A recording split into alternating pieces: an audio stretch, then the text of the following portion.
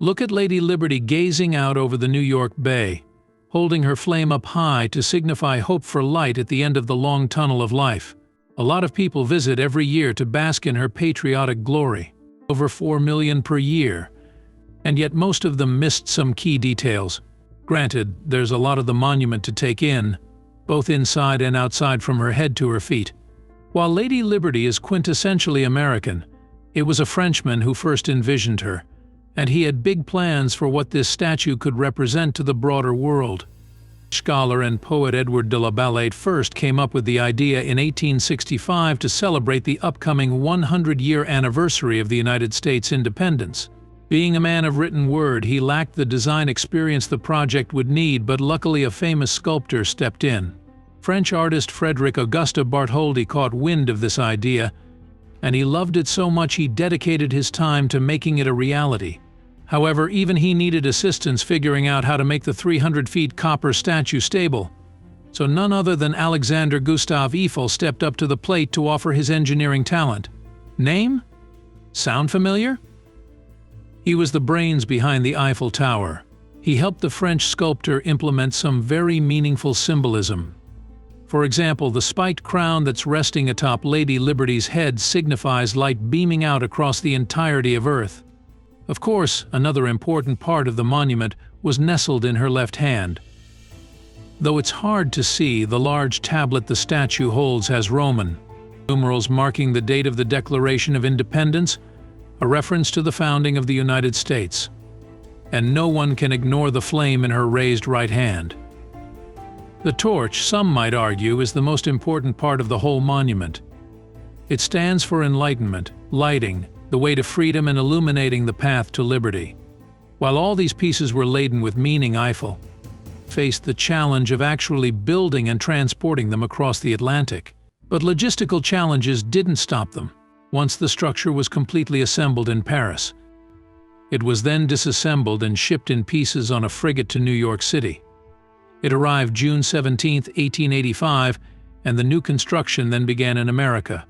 Once the statue was finally rebuilt more than a year later, it soon welcomed large groups of immigrants who poured in off from the ships from overseas, seeking the exact life of freedom the monument symbolized. However, visitors back then had an experience with the Statue of Liberty that few have had since. Up until 1916, visitors could ascend all the way up to the torch. However, a massive explosion caused by German spies during World War I permanently closed the area. This wasn't the last time the monument had a role in the war either. In 1970, a group of women's rights activists held protests on Liberty Island, and 1 year later it yet again garnered attention for protests against the Vietnam War. But through all of this admiration of the statue's symbol, there's one few known even exist. Why would anyone pay too much attention to the statue's feet when clearly the most important symbols are the torch, crown, and tablet, right? Well, notice how her right foot is slightly lifted off the ground. This was very deliberate. Take a look at her other foot now. See that broken chain? It's supposed to show Lady Liberty freeing herself from shackles. And this lesser-known symbol was all due to deeply held beliefs Le Boule carried with him. Not only did the Frenchman respect and admire America, but he was also an abolitionist who was president and co-founder of France's anti-slavery society. Although slavery was outlawed in France at the time, the group believed there was no place for it anywhere. Now, the next time you think of the Statue of Liberty, keep in mind the deep symbolism about banishing slavery and spreading enlightenment to the world. However, there's still one more written, vital piece to the monument. No one can ignore the new Colossus. Written in 1883 by poet Emma Lazarus to help raise money for the statue's massive installation project, was meant to paint America out as a safe sanctuary.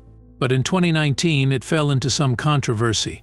Opponents of immigration suggested the famous line, "Give me your tired, you're poor," to end with "who can stand on 2 feet and won't become a public charge." The addition wasn't taken seriously, but it did spark a bigger conversation.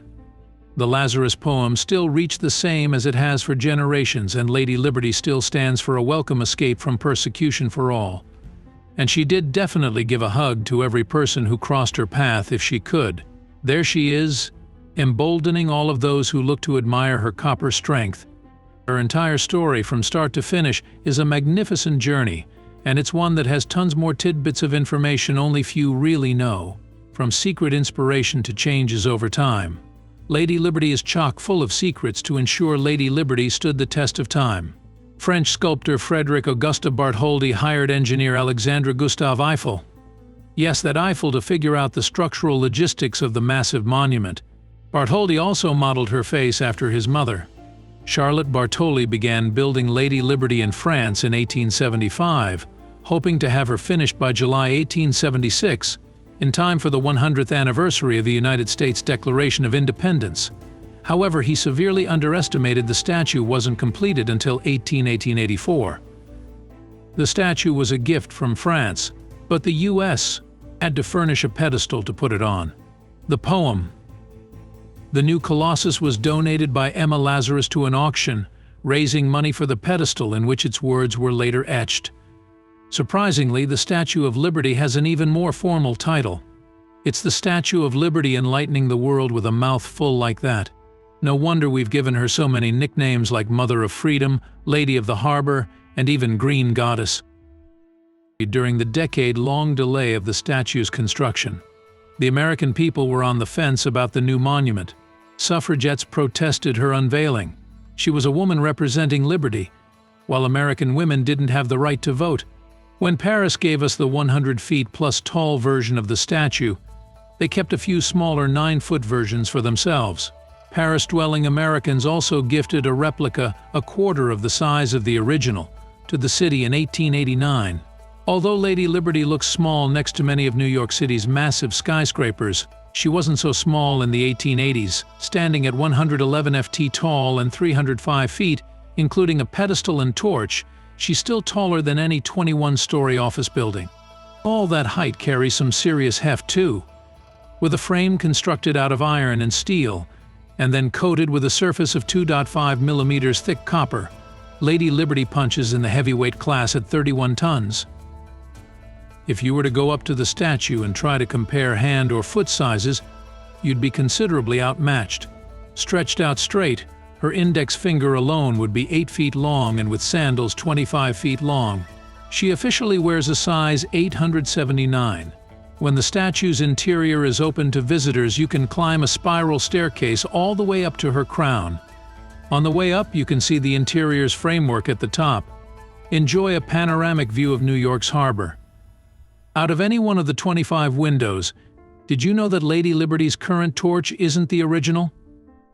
She got an upgraded lamp plated with 24-karat gold when she was renovated in 1986. The original lamp still exists and can be seen at the Statue of Liberty Museum. 100 years ago, visitors could climb into the actual torch, but after an explosive attack near the statue in 1916, the torch stairway has been closed for public safety.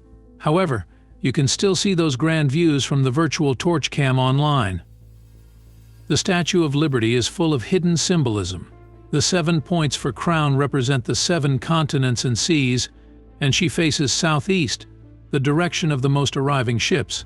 The tablet in her grasp bears a Roman numeral translation of July 4th, 1776, and the broken cuffs on her ankles represent freedom. It's hard to imagine Lady Liberty in any other color but her classic gorgeous green. But when she was new, she was the color of a new penny. After about 30 years of her copper being exposed to the elements, she gained a natural oxidized patina. Lightning strikes, high points, and Lady Liberty is the tallest thing in New York's harbor, so she gets struck often. So often. The National Park Service can't keep count. Fortunately, the concrete and granite pedestal she stands on ground. The electricity, so there's no danger of damage. For about 20 years after her installation in 1886, the Lady's torch was bright enough to be used as an actual lighthouse for incoming ships. It could be seen 24 miles away, and there was a power plant on Liberty Island specifically to generate power for the lamp. The 1980s were glam time for everyone, and that included the statue. Between 1984 and 1986, she got an inside and out, multi-million-dollar renovation in preparation for the centennial of her completion. Prior to the renovation, visitors climbing up the inside stairs were unable to clearly see the statue's impressive framework. Sadly, it wasn't long after the tragedy closed those stairs for nearly a decade.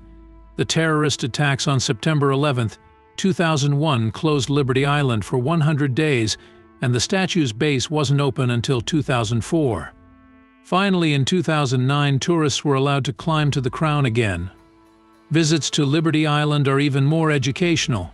Since 2019, when the National Park Service opened a new museum, it features a theater, 2 gallery spaces, and the original torch, as well as old immigration artifacts from Ellis Island. Almost 4.5 million visitors go out on the ferries every year to see the statue, and those numbers have increased tenfold since just a decade ago. Tickets for Liberty Island Ferry are $19.25, and once you get to the island, it's only another $3 to go up to the crown.